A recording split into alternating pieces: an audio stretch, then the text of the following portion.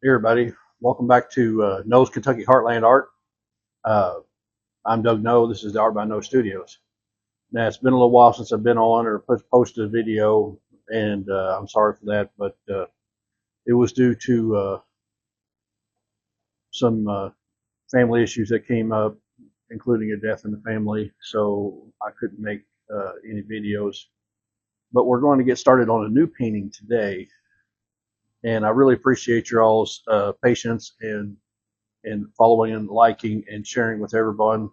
Uh, it couldn't be more helpful, and I couldn't appreciate it any more than I do now. So I hope you like the subject of this new painting. Like I said, we're going to get back to a Kentucky animal based, which is what the main thing that I do. I've decided that for this next painting, we're going to do one of Kentucky's favorite birds. So I'm going to show you what the reference photo looks like. As soon as I get it pointed down there, if I can get it pointed down there. All right, so as you can see, what we have here is a Kentucky Bluebird. Okay, so we are going to do a small painting of this Kentucky Bluebird. And I've already got the canvas ready, and I got the outline on there, as you can see from the paint pencil lines. I don't put detail into it. I just do the overall outside of the bird. That way, all the painting is mine. It's not. I just get it for proportion, and then I go into painting animals or the birds, and the part that I really enjoy. We're going to start off with working on the background, and but I'm going to block in some dark color for our bird to keep the shape in there, and then I want to put the background in around it. That way, I can tell where it's going to be, and I can blend whatever I need to blend in with it. So let's get started, shall we? We're going to do this in oil paint, and I'm going to start off with a large flat brush. As soon as I find a good one that I know, love, trust.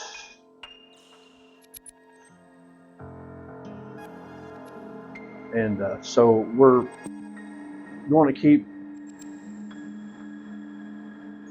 the bird light in the background a little bit darker, but we're not going to make it dark. At the top and then down, as you saw in the reference photo, we're going to kind of tone down towards the bottom. But I'm going to start off with the base tone that I want, which is it's a green color with a touch of brown.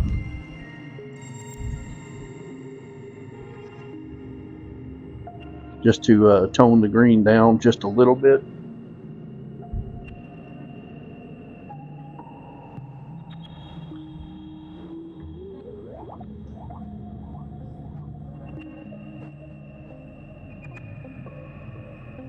And I'm not going to be specific about my background because it's not going to be the focus of this painting.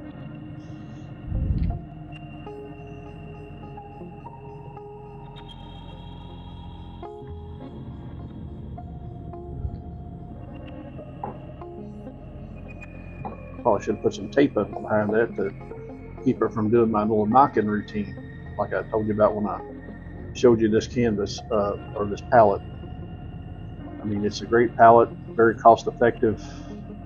Uh, doesn't take up any floor space, which is wonderful.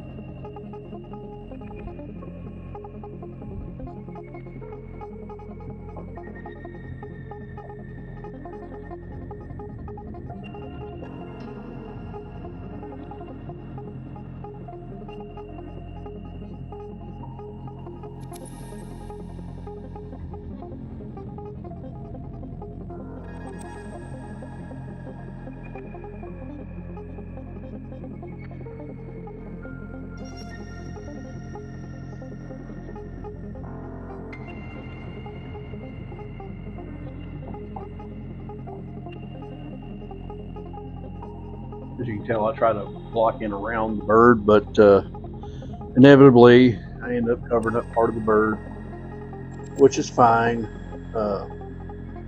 because as long as I've got my general dimensions, when I paint, I'm painting from the photograph, and I'm not relying on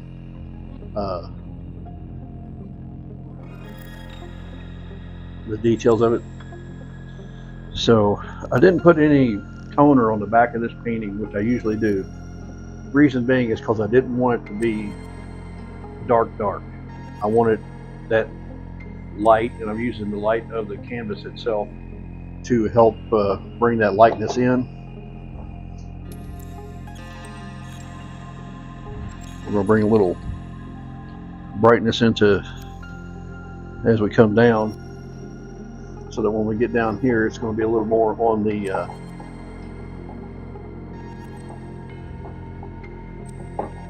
grassy light side.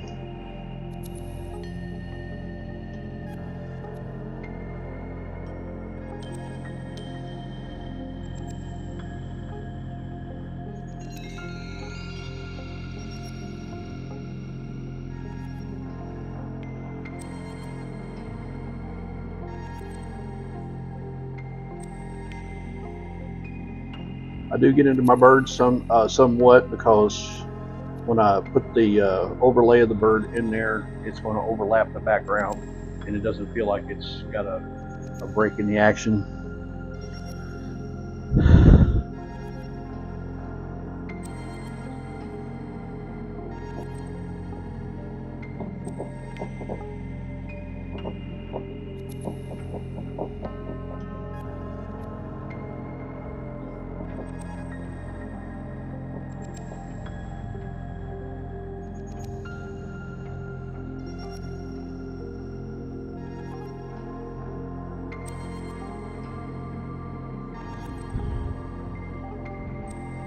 And you're going to see me cover over something with my pencil marks, because it doesn't really matter if they're on there or not, because when I put in some of these smaller details, I want to be painting right back over everything. And so I just put the main drawing on there just to get an idea of where it's going to be, and I'm not really worried about the minute details. They'll come as I paint into the basic oil painting itself.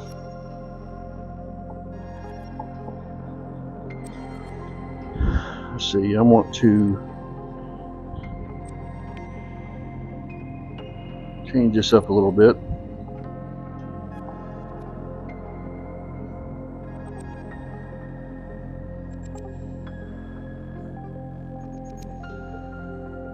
And part of my process is a lot of experimentation as I go along, as far as the colors go for some of my backgrounds. I'm not looking to copy the painting, or the picture into my painting. I want to make it an original.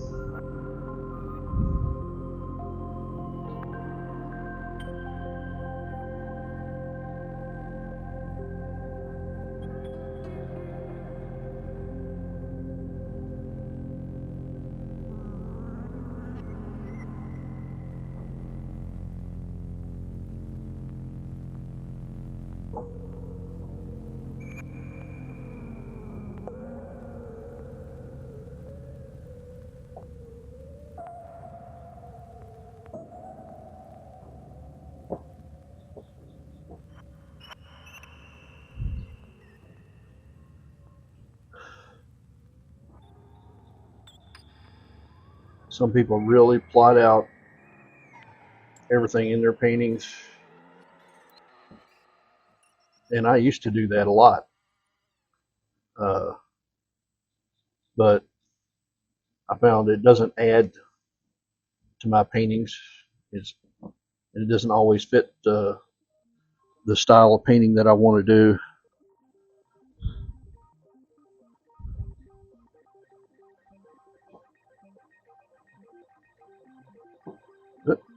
Stay right there. I know I'm getting in everybody's way with my arm.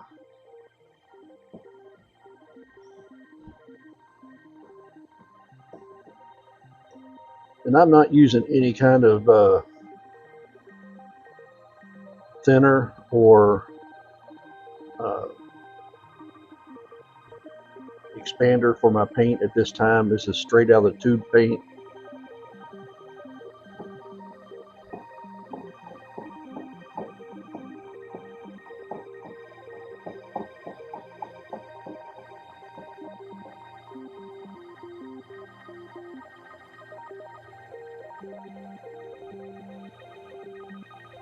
Let's see, we're going to add a little more warmth to the top.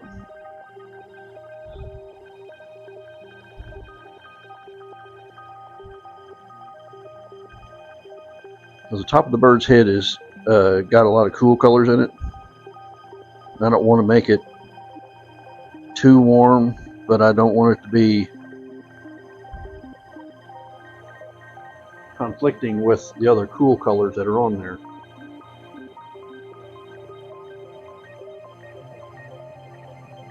I want to complement and pull out the cool colors to stand out a little bit because they're going to be brighter, but I don't want it to detract from the bird itself.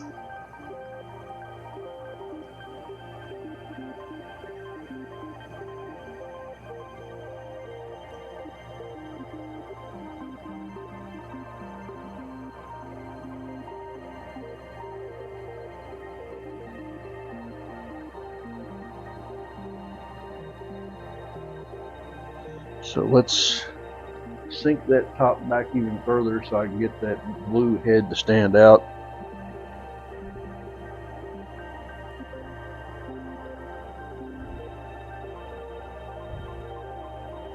Like I said, we can always change it if it doesn't look like what I want it to be.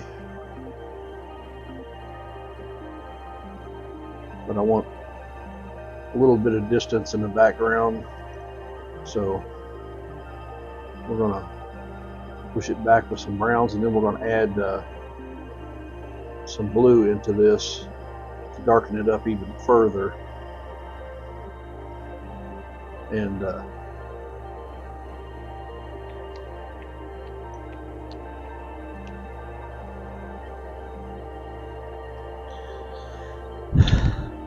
make some movement in it a little bit.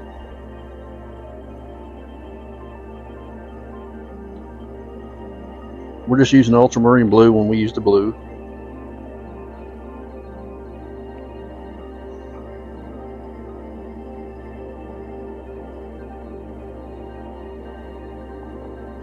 And I just want to smudge it around.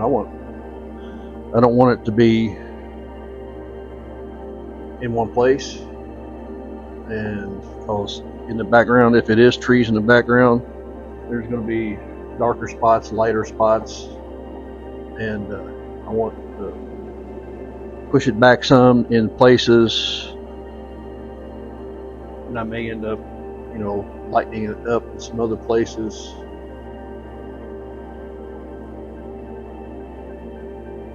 A little more of the brown tone in there with that. Like I said, I don't want it to be blue. I just want it to be dark. And when his head stands out, it's going to stand out quite well against that darker painting.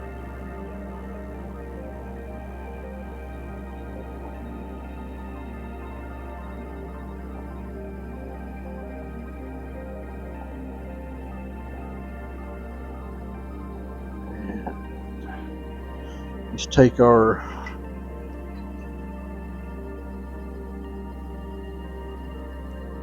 little blender brush and simply smooth some of this out a little bit.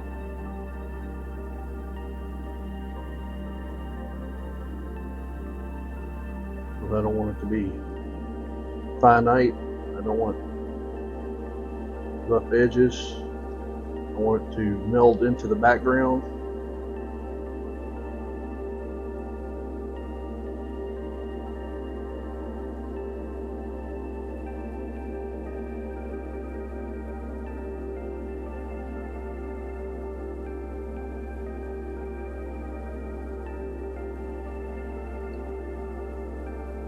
some of the excess off.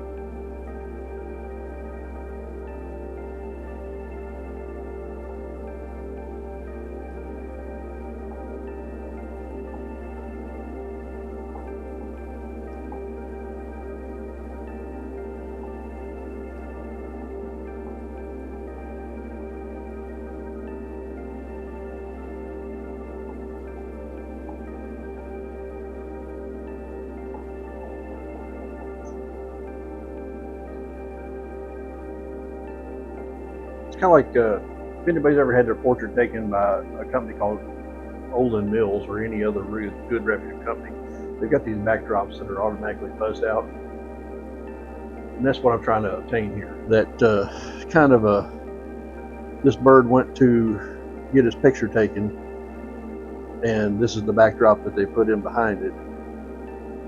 It's leaves a little to your imagination.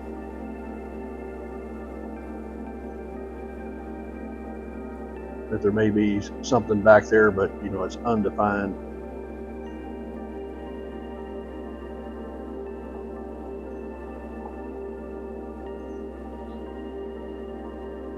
Let's see.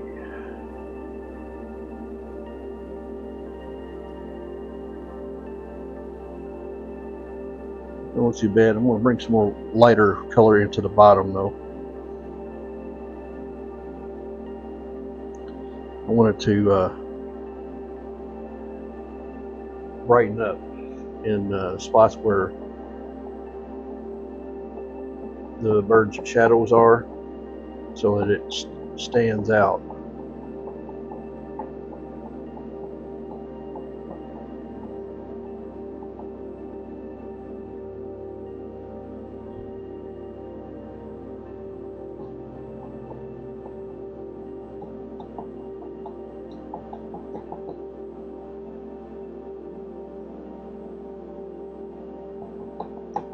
Like I said, I'll mess with this until I get it to the point where I'm satisfied with it, and that's the way all artists should do.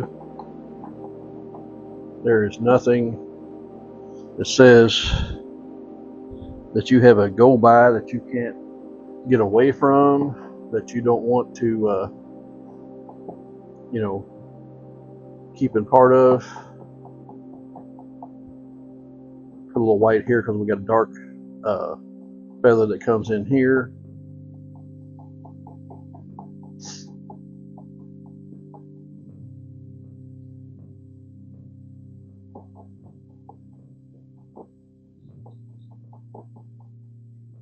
And the back of his head is a little dark, so we're going to move this up just a little bit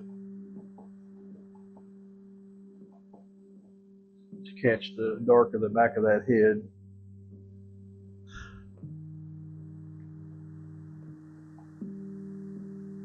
Lighten it up just a tad right in here, not too much.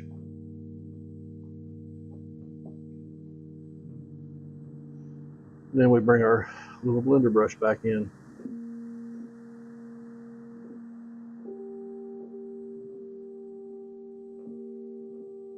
And bring it all back together and see what we got.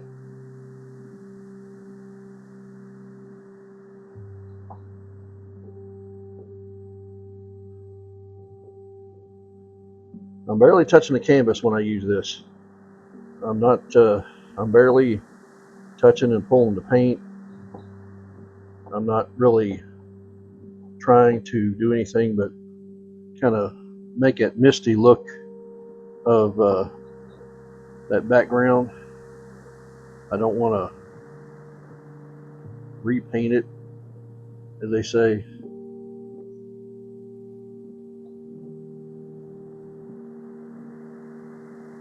Just bringing it together.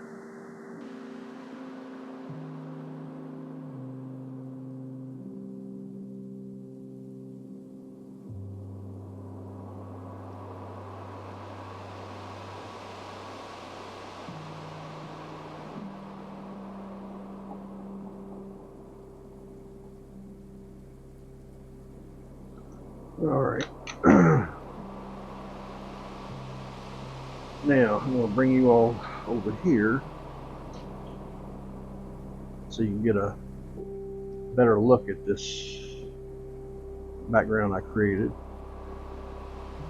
Let's take a trip down a little bit, zoom in, and as you can see, there's no real hard lines in here. It's just a basic fade out background. It's got different colors moving in and out of it, so it's not going to be busy, but it's not going to be overly empowering. You know, there's a couple spots I may add a little something extra to, like right up at the top here or something like that, just to bring some light into those darker, possibly back trees or brush back there. And the bird is actually going to be on a kind of a limb sticking out there. The original has it in barbed wire, but I don't really want the barbed wire in my painting. I want it to be more of, you know, we just happen to catch him on a low limb of a up close tree, and you know, the tree just happened to have, you know, no real close leaves in behind him. You can only see the excuse me. You can only see the field, and imagine that there's little pieces of trees in the back.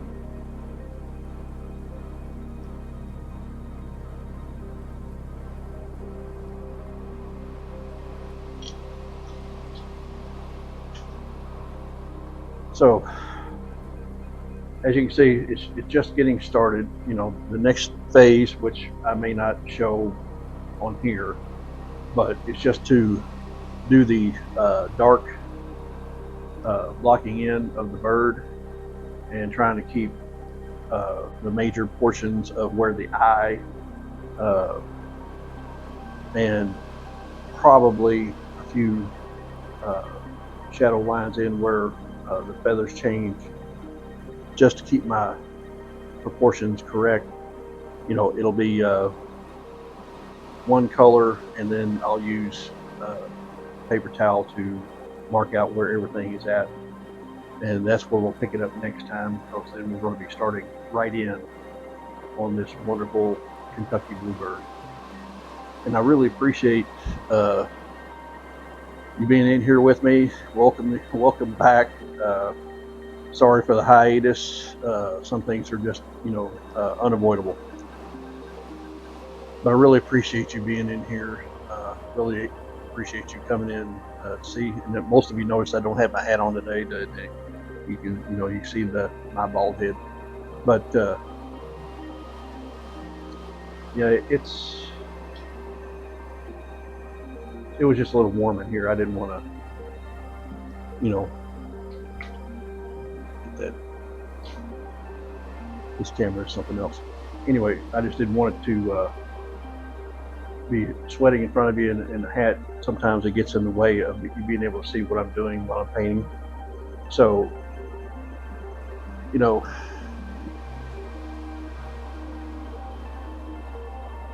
the old redneck is still here. So, but I do appreciate you being here. Please like and subscribe and pass this on to someone if you think that they would get an enjoyment out of it. I love painting for people, and I love, you know, for them to see exactly how I do things. So once again, as I always say, God bless you and keep you, maybe give you everything that you could possibly need, and a few wants along the way. Take care of each other, but mainly take care of yourself, because you are the most important person. If you don't take care of yourself, you can't take care of others. And then help somebody else out along the way, because it makes the world so much better, and it makes life so much better. Take care of yourselves, and I'll see you in the next video.